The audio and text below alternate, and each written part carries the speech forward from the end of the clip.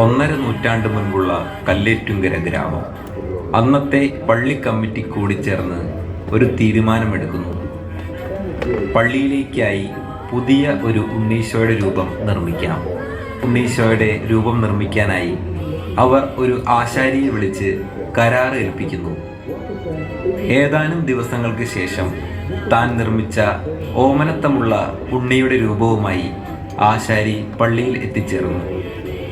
പള്ളിയിലിരുന്ന് ആശാരി കണക്ക് പറഞ്ഞപ്പോൾ മുൻപേ പറഞ്ഞുറപ്പിച്ച തുകയിൽ നിന്നും കുറെ മാറ്റം വന്നിരുന്നു.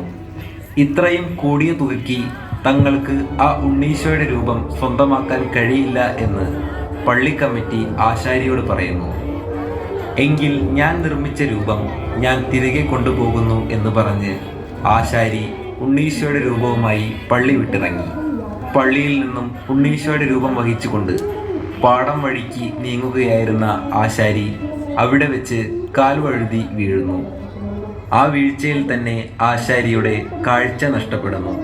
കാഴ്ച നഷ്ടപ്പെട്ട ആശാരി അവിടെ ആകെ കിടന്ന് പരിഭ്രാന്തിപ്പെട്ടു.